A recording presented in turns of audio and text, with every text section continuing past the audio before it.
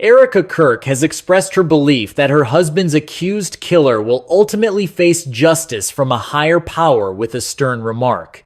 The mother of two was married to right-wing influencer Charlie Kirk, who was allegedly assassinated by Tyler Robinson. Erika Kirk's remarks seem to mark a shift from her earlier stance of forgiving Robinson for his alleged crime. Erika Kirk doesn't feel sympathy or anger for her husband's alleged killer in a live sit-down with Megyn Kelly before a sold-out crowd in Glendale, Arizona. Erika Kirk spoke bluntly about Tyler Robinson, who is accused of murdering her husband. Kelly had asked an emotional Erika whether she had anything to say to the two-year-old alleged killer, and the answer she gave seemed to hint at a shift in her feelings about forgiving him. If you could say something to him, like, if you could say something to his parents, what would it be? Would it be anger? Would it be sympathy? What would it be? Kelly asked the mother of two. Erika responded that what she feels is neither sympathy nor anger, before expressing her belief that God will deliver justice for her loss. Anything that I could ever wish upon him or the family would pale in comparison to the justice of God, she said, adding, and so I look at them, almost like, I'm so glad I'm not you. The TPUSA CEO forgave the killer during her husband's memorial. Erika's stern words about the alleged killer and his family came weeks after she declared she had forgiven him for taking her husband's life. The mother of two made the remarks during her address at Charlie's Memorial in Glendale, Arizona on September 21. My husband, he wanted to save young men, just like the one who took his life, Erika noted at the time. She added, that young man, I forgive him. I forgive him because it was what Christ did, and it is what Charlie would do. Erika Kirk says she is not angry about the loss of her husband.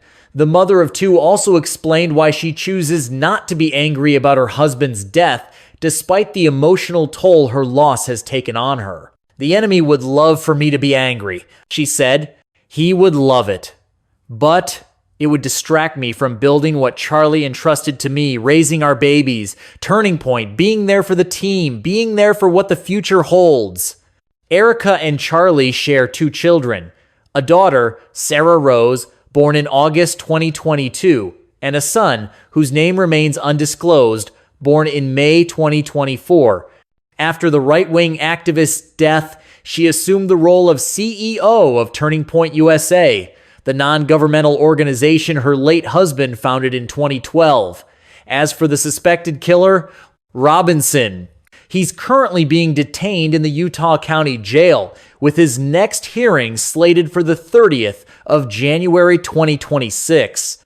The alleged shooter was granted a small win during his last hearing after the judge ruled that he would be allowed to wear his own clothes instead of prison garb, but he will, however, remain in shackles.